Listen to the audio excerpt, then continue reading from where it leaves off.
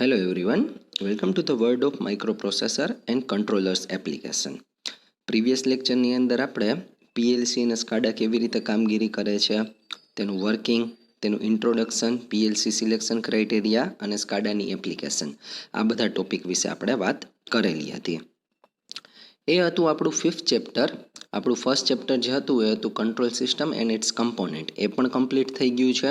અને 5th unit જે છે પીએલસી ને સ્કાડા એ પણ કમ્પ્લીટ થઈ ગયેલ છે. તો હવે એના પછી આપણે આપણું સેકન્ડ યુનિટ સ્ટાર્ટ કરીએ છીએ, જે ટોટલી માઇક્રોપ્રોસેસર ઉપર બેઝડ છે. યુનિટનું નામ છે બેઝિક્સ ઓફ માઇક્રોપ્રોસેસર, અને એની અંદર ફર્સ્ટ ટોપિક છે માઇક્રોપ્રોસેસર 8085. એટલે કે સૌથી પહેલાં આપણે વાત કરશું માઇક્રોપ્રોસેસર કોને કહેવાય તેના વિશેની, અને ત્યારબાદ આપણે 8085 માઇક્રોપ્રોસેસર જે છે તેના ઇન્ટ્રોડક્શન વિશે આપણે વાત કરીશું. તો સૌથી પહેલાં આપણે વાત કરીએ ડેફિનેશનની. તમારે જો નોટ ડાઉન કરવું હોય તો સાથે સાથે નોટ ડાઉન કરતા જાજો. અત્યારે આપણે ખાલી માઇક્રોપ્રોસેસર કોને કહેવાય તેની ડેફિનેશન વિશે વાત કરવા જઈ રહ્યા છીએ. Microprocessor is an electronic component that is used by a computer to do its work. એટલે કે એક પ્રકારનું ઇલેક્ટ્રોનિક કમ્પોનન્ટ છે, કમ્પ્યુટર દ્વારા એને યુઝ કરવામાં આવે છે. It is a central processing unit on a single integrated circuit chip containing millions of very small components including transistor, resistor, diode that work together. એક પ્રકારનું સેન્ટ્રલ પ્રોસેસિંગ યુનિટ છે microprocessor છે. એ micro એનો જ અર્થ થાય કે બહુ નાની વસ્તુ, નાનું એવું એક પ્રોસેસર છે કે જેમાં સિંગલ ઇન્ટિગ્રેટેડ સર્કિટની ચીપ હોય છે.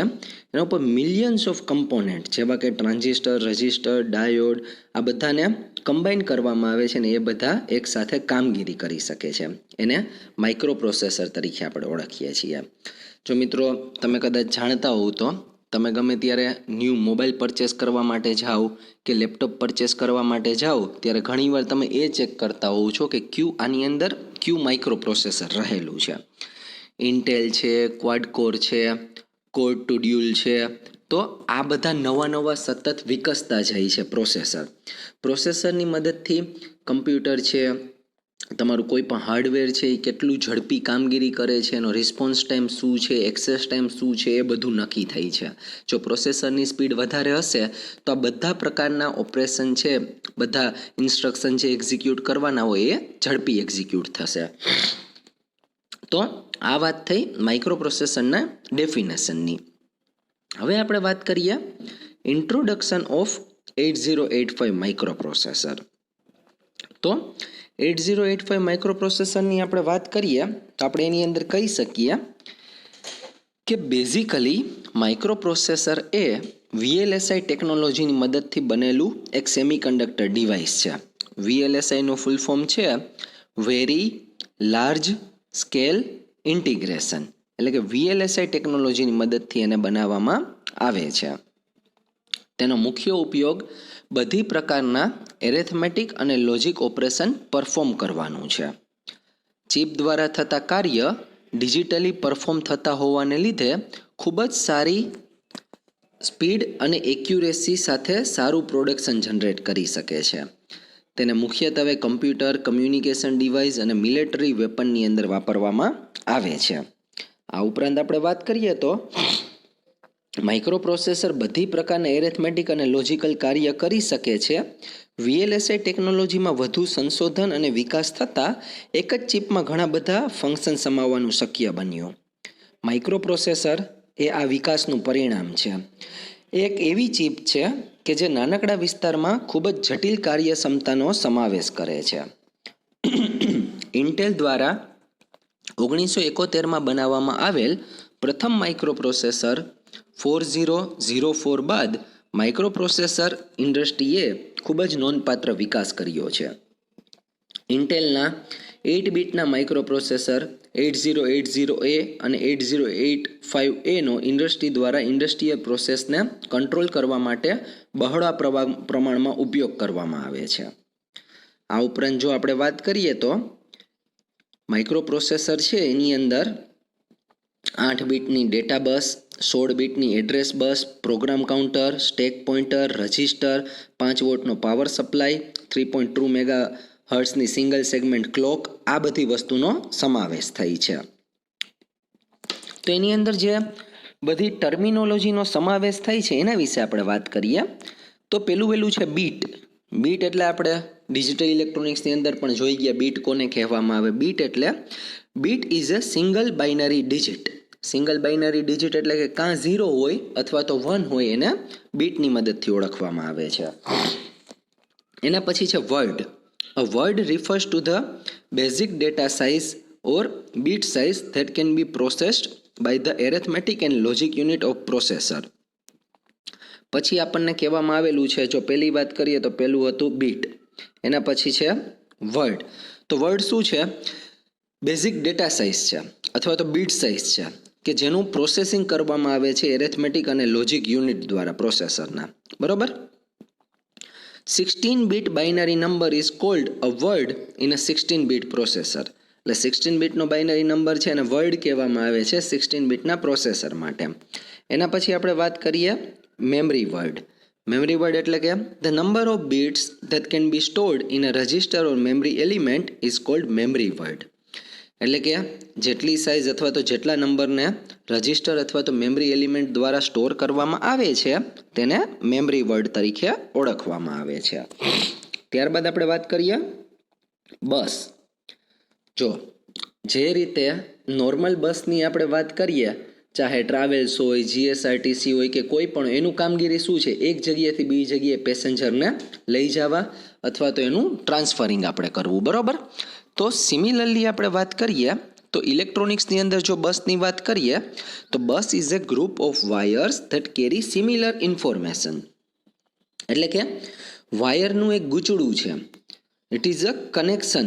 It is a group of wires that carry similar information. એક સમાન જે ઇન્ફોર્મેશન છે એ બધી ઇન્ફોર્મેશનને કેરી કરવાનું કાર્ય બસ કરે છે. એના પછી છે system bus. The system bus is a group of wire used for communication between microprocessor and peripheral. System bus એટલે કે જો તમે ઘણીવાર તમારું સીપીયુ કે કાંઈ ખોલીને જોશો તો એની અંદર તમને એક સાથે કનેક્ટ કરેલા કેબલ દેખાશે, એની આગળ સોકેટ લગાડેલું હોય છે. સોકેટ તમે તમારી હાર્ડ ડ્રાઈવમાં કે કોઈક જગ્યાએ કનેક્ટ કરતા હશો, તો એને કહેવામાં આવે સિસ્ટમ બસ. સિસ્ટમ બસ છે શું કાર્ય કરે છે? System bus group of wire છે.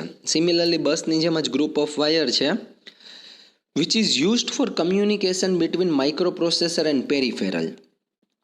એટલે કે માઇક્રોપ્રોસેસર અને પેરિફેરલ એટલે કે માઇક્રોપ્રોસેસર સાથે જે બીજા કનેક્ટેડ ડિવાઇસ હોય છે એને પેરિફેરલ તરીકે ઓળખવામાં આવે છે. તો એ બંને વચ્ચે ડેટાની આપ-લે કરવા માટે, કમ્યુનિકેશન કરવા માટે સિસ્ટમ બસનો ઉપયોગ થાય છે. તો મિત્રો, આ વાત થઈ માઇક્રોપ્રોસેસરના બેઝિક ઇન્ટ્રોડક્શનની કે 8085 માઇક્રોપ્રોસેસર છે એમાં કઈ કઈ વસ્તુ આવે છે એના વિશેની વાત થઈ. હવે એના પછીના ટોપિકમાં આપણે આગળ વધીએ તો જે બસ છે, બસને પાછી 3 કેટેગરીની અંદર આપણે ડિવાઈડ કરી શકીએ છીએ. તેમાં પહેલું છે એડ્રેસ બસ. જો આપણને ખબર છે કે બસ શું કરે છે? ગ્રુપ ઓફ વાયર છે વિચ કેરી સિમિલર ઇન્ફોર્મેશન. આગળ જતા બસના પણ 3 પાર્ટમાં કેટેગરાઇઝ કરવામાં આવે છે. એની અંદર પહેલું છે એડ્રેસ બસ. તો એડ્રેસ બસ મિત્રો આપણે કોને કહેશું? It carries the address. તો પહેલાં તો જો નામ પ્રમાણે કામગીરી કરશે. It carries the address which is unique binary pattern use to identify a memory location or an IO port. કે એડ્રેસને કેરી કરે છે અને યુનિક બાઇનરી પેટર્નને ફોલો કરવાનું કાર્ય કરે છે કે જે મેમરી લોકેશન અથવા તો આઈઓ પોર્ટને આઈડેન્ટિફાઈ કરે છે.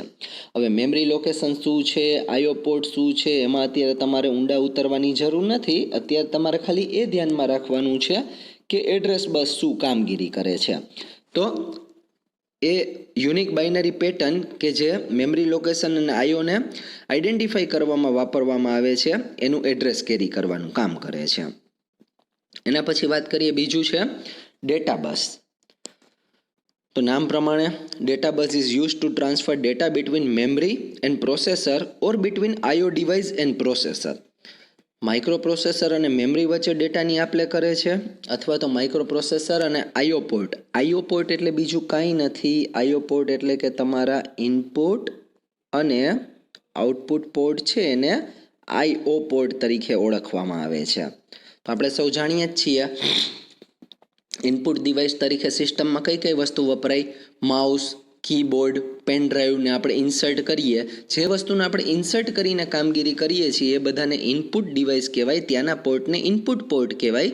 અને આઉટપુટ પોર્ટ એટલે કે કમ્પ્યુટરમાંથી અથવા તો સિસ્ટમમાંથી જે આઉટપુટ આપણે જેની મદદથી મેળવીએ, જેમ કે પ્રિન્ટર, સ્કેનર, સીડી ડ્રાઈવ, આ બધી વસ્તુને ફેક્સ મશીન, આ બધી વસ્તુને આઉટપુટ ડિવાઇસ કહેવાય ને એના પોર્ટને આઉટપુટ પોર્ટ કહેવાય. બરોબર. તો એના પછી છે કંટ્રોલ બસ. તો કંટ્રોલ બસ નામ પ્રમાણે શું કરે છે? Control bus carry control signal which consist of signal four selection of memory or IO device from given address. How simple ભાષામાં વાત કરીએ તો કંટ્રોલ સિગ્નલને કેરી કરવાનું કાર્ય કરે છે અને જેની મદદથી સમગ્ર પ્રોસેસનું મોનિટરિંગ અને સુપરવિઝન થઈ શકે છે. આ વાત થઈ ત્રણેય પ્રકારની બસની.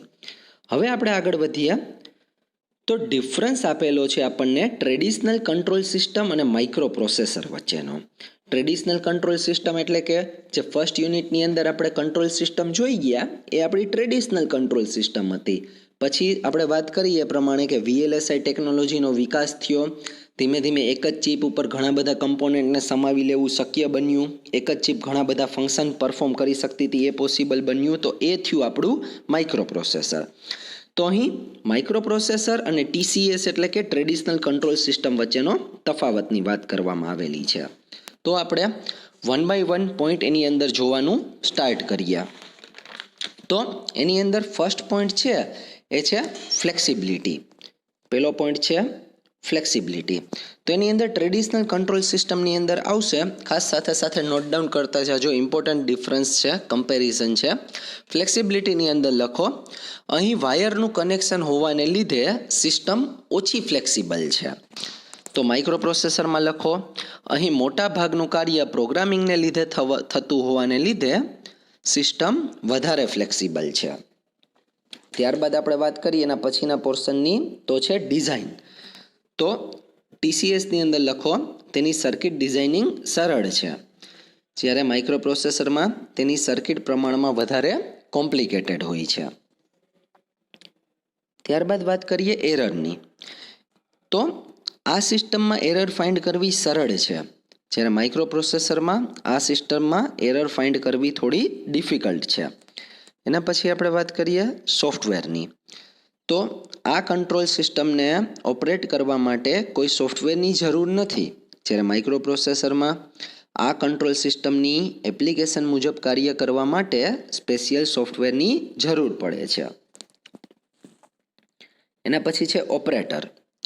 આ કંટ્રોલ સિસ્ટમને ઓપરેટ કરવા માટે વધારે નિષ્ણાંત વ્યક્તિ અથવા તો સ્કિલ્ડ અથવા તો પ્રોફેશનલ ટેકનિશિયનની જરૂરિયાત નથી, જ્યારે માઇક્રો પ્રોસેસરમાં આ સિસ્ટમ કોમ્પ્લિકેટેડ હોવાને લીધે કમ્પલસરી અથવા તો મેન્ડેટરી તમારે ઓપરેટ કરવા માટે એક્સપર્ટની જરૂર પડે છે. એના પછી લાસ્ટ પોઈન્ટ છે મેન્ટેનન્સ.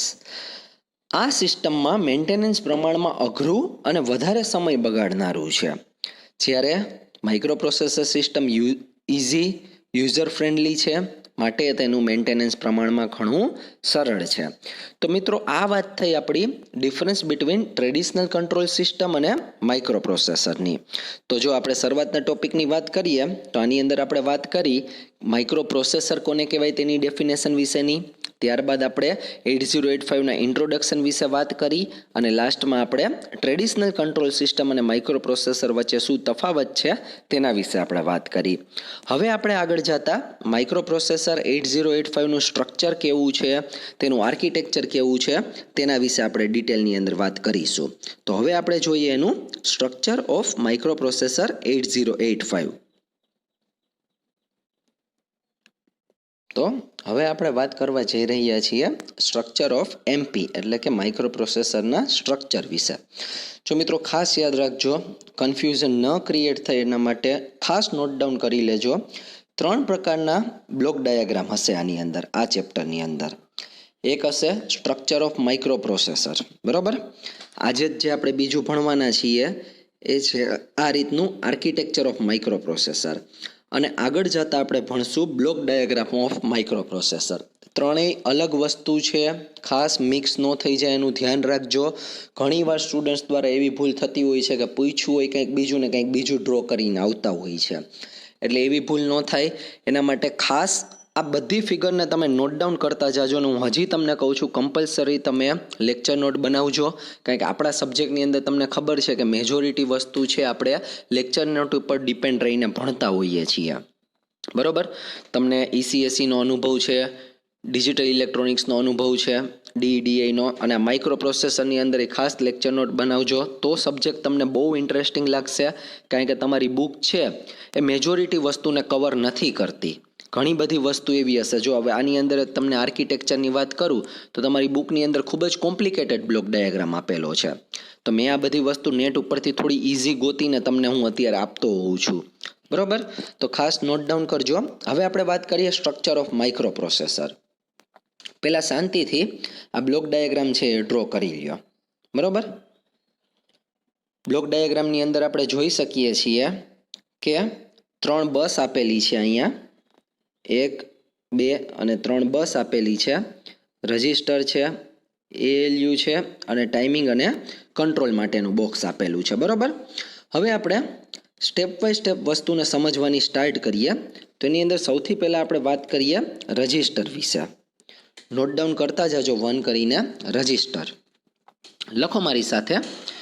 માઇક્રો પ્રોસેસરમાં પ્રોગ્રામના એક્ઝિક્યુશન દરમિયાન ડેટાને ટેમ્પરરી અથવા પરમેનન્ટ સ્ટોર કરવા માટે રજિસ્ટર વપરાય છે. તેની સાઇઝ 8 બીટ અથવા તો 16 બીટની હોય છે. બરાબર, જો રજિસ્ટર છે ને, રજિસ્ટર અને રજિસ્ટર આ બે અલગ વસ્તુ છે. એનાલોગ ઇલેક્ટ્રોનિક્સની અંદર આપણે જે વસ્તુ વાપરતા, જે આ રીતની વસ્તુ આવતી, આને આપણે રજિસ્ટર કહેતા. બરાબર, અને એનો યુનિટ હતો ઓહમ. એટલે કે રજિસ્ટર શું વસ્તુ હતી કે એ અવરોધ તરીકે કામ કરતી હતી. જ્યારે અહીંયા ડિજિટલ ઇલેક્ટ્રોનિક્સની આપણે વાત કરીએ તો ડિજિટલ ઇલેક્ટ્રોનિક્સની અંદર જે રજિસ્ટર છે એ શું કરે છે, ડેટાને ટેમ્પરરી સ્ટોર કરવાનું કાર્ય કરે છે, જેની સાઇઝ 8 બીટ અથવા તો 16 બીટની હોય છે. ત્યારબાદ આપણે વાત કરીએ ALUની. ત્યારબાદ આપણે જે વાત કરવા જઈ રહ્યા છીએ એ છે ALU. તો પહેલાં તો ALUનું ફૂલ ફોર્મ શું છે? Arithmetic and logic unit. નામ પ્રમાણે એ બધી પ્રકારના એરેથમેટિક ઓપરેશન જેવા કે સરવાળા, બાદબાકી, ભાગાકાર વગેરે પરફોર્મ કરશે. અને લોજિકલ ઓપરેશન એટલે કે લોજિક ગેટની મદદથી થતા ઓપરેશનને લોજિકલ ઓપરેશન કહેવાય. એટલે કે એન્ડ, ઓર, XOR, XNOR આવા બધા ઓપરેશન આ યુનિટ દ્વારા પરફોર્મ થાય છે. એટલે આપણે કહી શકીએ ALUનું પૂરું નામ એરેથમેટિક લોજિક યુનિટ છે. બધા એરેથમેટિક ઓપરેશન જેવા કે સરવાળા, બાદબાકી, ભાગાકાર, એડિશન, સબટ્રેક્શન, ડિવિઝન તેમજ logical operation and, or, XOR, XNOR વગેરે આ યુનિટ દ્વારા પરફોર્મ થઈ શકે છે. તો પહેલાં વાત કરીએ આપણે રજિસ્ટરની, ત્યારબાદ આપણે વાત કરી ALUની, અને ત્યારબાદ આપણે હવે વાત કરવા જઈ રહ્યા છીએ ટાઈમિંગ અને કંટ્રોલની. તો એના પછી લખો ટાઈમિંગ અને કંટ્રોલ વિશે. થર્ડ છે આપણું ટાઈમિંગ એન્ડ કંટ્રોલ. જ્યારે માઇક્રો પ્રોસેસર ઇન્ટરનલ કે એક્સટર્નલ ડિવાઇસ સાથે ઇન્ટરફેસ કરે ત્યારે જરૂરી કંટ્રોલ સિગ્નલ જનરેટ થાય છે. જ્યારે માઇક્રો પ્રોસેસર IO ડિવાઇસ કે મેમરી સાથે ઇન્ટરફેસ કરતું હશે ત્યારે જરૂરી એવા ટાઈમિંગ સિગ્નલ જનરેટ થાય છે. ખાસ ધ્યાન રાખજો, ક્યારે ટાઈમિંગ જનરેટ થાય છે અને ક્યારે કંટ્રોલ જનરેટ થાય છે. બરાબર, ફરીથી બોલું છું. જ્યારે માઇક્રો પ્રોસેસર IO ડિવાઇસ કે મેમરી સાથે ઇન્ટરફેસ કરતું હશે ત્યારે જરૂરી એવા ટાઈમિંગ સિગ્નલ જનરેટ થાય છે. એના પછી અને જ્યારે IO ડિવાઇસ છે, એટલે કે જ્યારે માઇક્રો પ્રોસેસર ઇન્ટરનલ કે એક્સટર્નલ ડિવાઇસ સાથે ઇન્ટરફેસ કરે ત્યારે જરૂરી એવા કંટ્રોલ સિગ્નલ જનરેટ થાય છે. તો આ વાત થઈ ટાઈમિંગ અને કંટ્રોલ વિશેની. બરાબર, ક્યારે કયું સિગ્નલ જનરેટ થાય છે ખાસ મગજમાં રાખજો. એના પછી આપણે ટાઈપ ઓફ બસીસની વાત કરીએ તો ટાઈપ ઓફ બસ વિશે આપણે ઓલરેડી ઇન્ટ્રોડક્શનમાં જ વાત કરેલી હતી, પણ તેમ છતાં પણ જરાક વસ્તુ એની અંદર એડ કરીએ કે માઇક્રો પ્રોસેસરમાં જે એડ્રેસ બસ છે એ 16 બીટની યુનિડાયરેક્શનલ એડ્રેસ બસ છે કે જેનું મુખ્ય કાર્ય મેમરી લોકેશનના એડ્રેસ તેમજ પેરીફેરલના પોર્ટ નંબર ટ્રાન્સફર કરવાનું છે. બરોબર, શું કામગીરી છે એની? મેમરી લોકેશનના એડ્રેસ તેમજ પેરીફેરલના પોર્ટ નંબર ટ્રાન્સફર કરવાનું છે.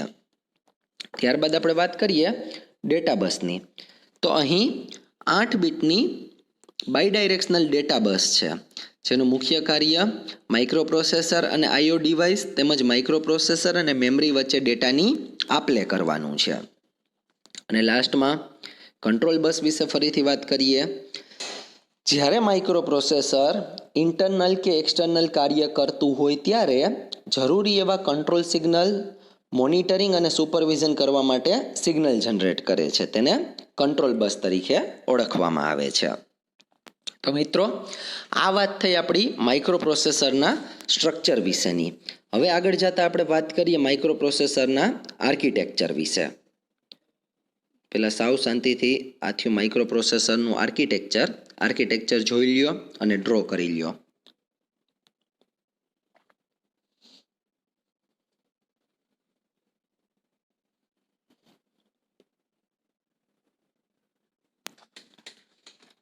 તો માઇક્રોપ્રોસેસરના આર્કિટેક્ચરની અંદર જોઈ શકીએ છીએ કે એક ઇન્ટરનલ બસ છે.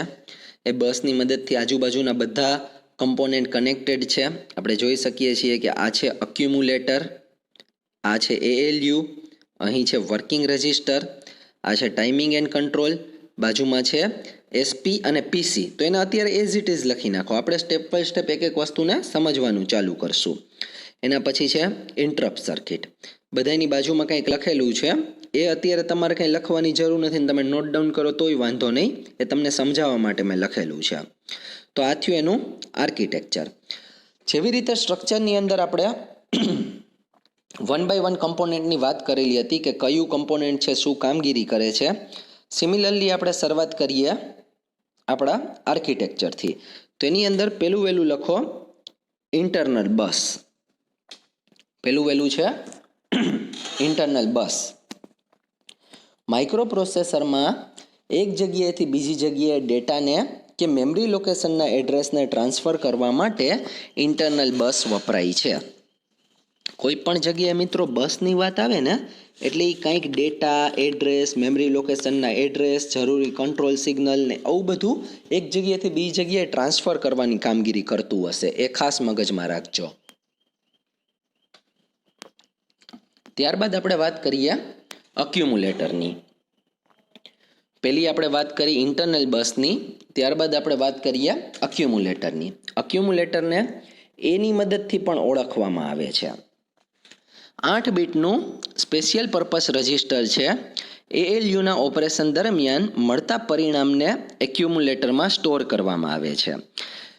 એટલે કે જ્યારે ALU દ્વારા એરેથમેટિક અને લોજિકલ ઓપરેશન પરફોર્મ કરવામાં આવે ત્યારે જે રિઝલ્ટ એક્ઝિક્યુટ થઈને આવે છે એ રિઝલ્ટને સ્ટોર કરવા માટે અક્યુમ્યુલેટરનો ઉપયોગ થાય છે.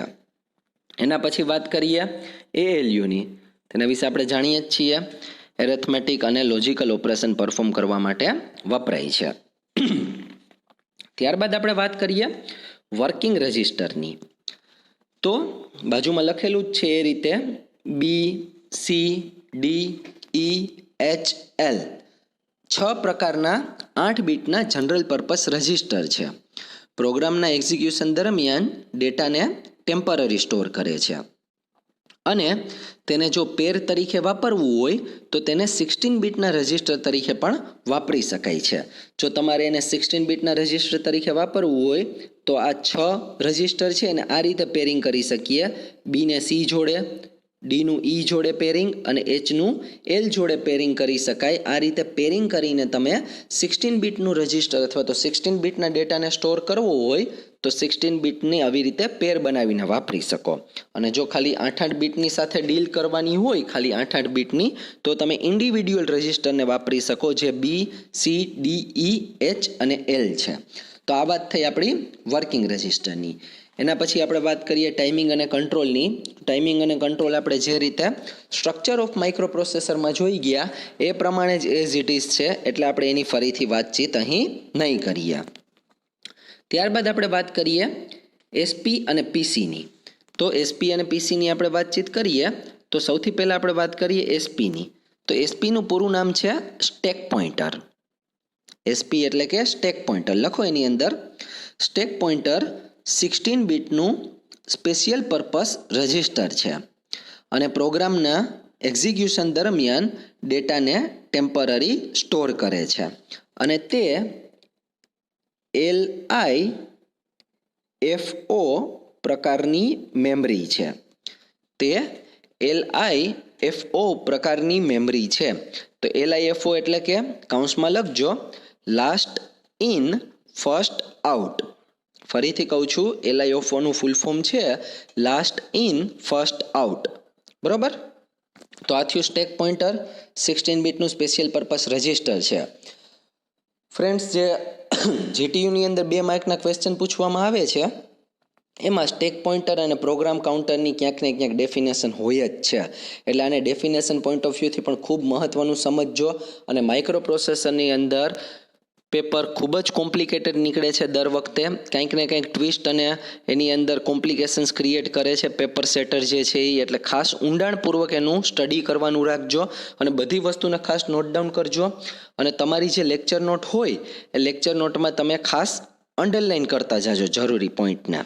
તમારા ક્લાસમાંથી જ અમુક વિદ્યાર્થીઓને એવી હેબિટ છે, મને ખબર છે, લેક્ચર નોટ બનાવે ત્યારે ઇમ્પોર્ટન્ટ વસ્તુને ખાસ નોટ ડાઉન કરતા જતા હોય છે. તો એને અલગ પેનથી અથવા તો માર્કરથી કે કોઈ પણ વસ્તુથી હાઇલાઇટનરથી તમે હાઇલાઇટ કરતા જાજો. તો પહેલી વાત થઈ સ્ટેક પોઇન્ટરની. હવે આપણે વાત કરીએ એની અંદર પીસી એટલે કે જેને પ્રોગ્રામ કાઉન્ટર તરીકે આપણે ઓળખીએ છીએ. બરોબર. તો એના પછી આવ્યું પ્રોગ્રામ કાઉન્ટર. લખો એની અંદર પ્રોગ્રામ કાઉન્ટર 16 બીટનું સ્પેશિયલ પર્પસ રજિસ્ટર છે અને હવે પછીનું જે ઇન્સ્ટ્રક્શન એક્ઝિક્યુટ થવાનું છે તેના મેમરી લોકેશનના એડ્રેસને સ્ટોર કરે છે. શું કામ કરે છે? મેમરી લોકેશનના એડ્રેસને સ્ટોર કરે છે. બરોબર. આ વાત થઈ પ્રોગ્રામ કાઉન્ટર વિશેની. હવે આપણે લાસ્ટમાં વાત કરીએ ઇન્ટરપ્ટ સર્કિટ વિશે. લાસ્ટમાં છે ઇન્ટરપ્ટ સર્કિટ. તો પહેલાં તો લખી લ્યો કે 5 પ્રકારના ઇન્ટરપ્ટ હોય છે. અહીંયા જો આપણે સાઈડમાં લખેલું છે 5 પ્રકારના: RST 5.5, RST 6.5, RST 7.5, INTR અને ટ્રેપ. INTRનું ફૂલ ફોર્મ છે ઇન્ટરપ્ટ રિક્વેસ્ટ. R એટલે કે રિક્વેસ્ટ અને INT એટલે કે ઇન્ટરપ્ટ. બરોબર. તો આપણે એની અંદર લખ્યું કે ઇન્ટરપ્ટના 5 પ્રકાર છે. બરોબર. હવે લખો એની અંદર માઇક્રો પ્રોસેસરમાં જ્યારે ઇન્ટરપ્ટ સિગ્નલ જનરેટ થાય છે ત્યારે માઇક્રો પ્રોસેસર હાલ પૂરતું પોતાનું બધું કાર્ય અટકાવી દે છે અને ISR એટલે કે ઇન્ટરપ્ટ સબરૂટીન પર જમ્પ કરે છે. એકવાર ઇન્ટરપ્ટનું કાર્ય પૂર્ણ થયા બાદ ફરીથી પોતાનું પહેલાંનું કાર્ય સ્ટાર્ટ કરે છે. આ વાત થઈ ઇન્ટરપ્ટ. હવે જો મિત્રો હું તમને સાવ સાદી ભાષામાં સમજાવું કે ઇન્ટરપ્ટ કોને કહેવામાં આવે, તો ઇન્ટરપ્ટ એટલે કે કોઈ પણ કામગીરી ચાલુ હોય અને ખલેલ પહોંચાડવામાં આવે એને ઇન્ટરપ્ટ તરીકે ઓળખવામાં આવે. સિમ્પલ તમને એક એક્ઝામ્પલ આપું કે તમે અત્યારે આ યુટ્યુબ ઉપર આ વિડીયો લેક્ચર અત્યારે સપોઝ કે જોવું છો તમે. બરોબર. અને કોઈ પણ વ્યક્તિ આવે છે, તમે દરવાજો બંધ કરીને અથવા તો શાંતિથી તમારો વિડીયો લેક્ચર જોવો છો અને કોઈ પણ વ્યક્તિ આવે અને તમને બોલાવે તો એને શું કહેવાય? ઇન્ટરપ્ટ જનરેટ થયું કહેવાય. વચ્ચે તમારી પ્રક્રિયામાં હસ્તક્ષેપ થયો કહેવાય. એટલે કે તમે શું કરો છો? સૌથી પહેલાં એ જે તે વ્યક્તિએ એવું હોય અથવા તો જે ખલેલ પહોંચાડવાળી પરિસ્થિતિ થઈ હોય પહેલાં તમે એનું સોલ્યુશન લઈ આવો છો અથવા તો એની સાથે તમે ડીલ કરો છો. એકવાર એની સાથે ડીલ થયા બાદ તમે શું કરો છો? ફરીથી તમારી કામગીરી રિઝ્યુમ કરો છો. એટલે કે તમારી જે લેક્ચર જોવાની પ્રક્રિયા છે એને ફરીથી ચાલુ કરો છો. હજી સરળ ભાષાની અંદર તમને એક્ઝામ્પલ આપું તો સપોઝ કે આપણે ક્લાસમાં લેક્ચર લઈએ છીએ અત્યારે. હું તમને ક્લાસમાં ભણાવું છું અને કોઈ બીજા ફેકલ્ટી આવ્યા, કોઈ પીયુન આવ્યા, કોઈ સર્ક્યુલર લઈને અથવા તો કોઈ પણ વસ્તુની વાતચીત કરવા માટે, તો હાલ પૂરતું આપણે આપણું ભણવાની પ્રોસેસને અટકાવી દઈએ છીએ અને એ પીયુન આવેલા હોય અથવા તો કોઈ ફેકલ્ટી આવેલા હોય એની જે કામગીરી હોય એ ખતમ કરીએ છીએ. તો આ એક ઇન્ટરપ્ટ જનરેટ થયું કહેવાય. એની કામગીરી પૂર્ણ થયા બાદ આપણે ફરીથી આપણી કામગીરી સ્ટાર્ટ કરી દઈએ છીએ. તો સેમ વસ્તુ માઇક્રો પ્રોસેસરની અંદર થશે. જ્યારે ઇન્ટરપ્ટ સિગ્નલ જનરેટ થશે ત્યારે માઇક્રો પ્રોસેસર સૌથી પહેલાં પોતાનું જે તે પ્રોગ્રામનું એક્ઝિક્યુશન કરતું હશે એ અટકાવી દેશે અને ISR એટલે કે ઇન્ટરપ્ટ સબરૂટીન ઉપર જમ્પ કરશે. જ્યાંથી ઇન્ટરપ્ટ જનરેટ થયું હશે એ જગ્યાએ જે ઇન્ટરપ્ટ માટેની રિક્વેસ્ટ કે જે કંઈ પ્રોસેસ આવેલી હશે એને કમ્પ્લીટ કરી ફરીથી પોતાનું પહેલાંની કામગીરી છે એ રિઝ્યુમ કરશે. તો મિત્રો આ વાત થઈ આપણી આર્કિટેક્ચર ઓફ માઇક્રો પ્રોસેસર. તો પહેલાં આપણે વાત કરી સ્ટ્રક્ચર કોને કહેવાય, એના ઇન્ટ્રોડક્શન વિશે, કમ્પેરિઝનની વાત કરી આપણે ટ્રેડિશનલ કંટ્રોલ સિસ્ટમની અને માઇક્રો પ્રોસેસરની. હવે જે આજના ક્વેશ્ચન છે એના વિશે હું તમને વાત કરી દઉં. ખાસ તમારે કમેન્ટ બોક્સની અંદર લખવાના છે અને મેં તમને મેસેજ કરીને પણ ગ્રુપમાં કીધેલું હતું કે 5 થી 6 સ્ટુડન્ટ સિવાય બીજા કોઈ પણ કમેન્ટ બોક્સની અંદર આન્સર નથી આપતા. તો આન્સર કમ્પલસરી આપવાના છે. આ ટોટલી વસ્તુ બધી નોટ ડાઉન થઈ છે અને લાસ્ટમાં પછી આપણે એવું ન કહેવું પડવું જોઈએ કે સર હું કામમાં હતો ને આમ હતું ને તેમ હતું. કોઈ વસ્તુ ચલાવી લેવામાં નહીં આવે, એટલું ખાસ ધ્યાન રાખજો. તો આજના ક્વેશ્ચન છે, માઇક્રો પ્રોસેસરમાં કઈ 3 પ્રકારની બસ છે અને ત્રણેય બસનું ફંક્શન માત્ર 1 કે 2 વાક્યમાં તમારે કહેવાનું છે. કઈ 3 પ્રકારની બસીસ હોય છે માઇક્રો પ્રોસેસરમાં અને ત્રણેયનું ફંક્શન તમારે બ્રીફલી સમજાવવાનું છે. અને એના પછી સ્ટેક પોઇન્ટર અને પ્રોગ્રામ કાઉન્ટરની તમારે ડેફિનેશન આપવાની છે. અને થર્ડ ક્વેશ્ચન છે, માત્ર ઇન્ટરપ્ટના નામ આપવાના છે.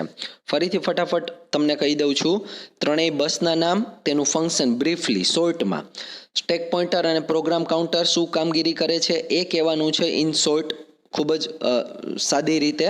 અને લાસ્ટમાં 5 પ્રકારના જે ઇન્ટરપ્ટ છે એના માત્ર નામ આપવાના છે. તો મિત્રો આજના લેક્ચરની અંદર આપણે સ્ટ્રક્ચર અને આર્કિટેક્ચર જોયા. ખાસ ધ્યાન રાખજો એ બંને અલગ વસ્તુ છે, મિક્સ ન થઈ જાય એનું ધ્યાન રાખજો.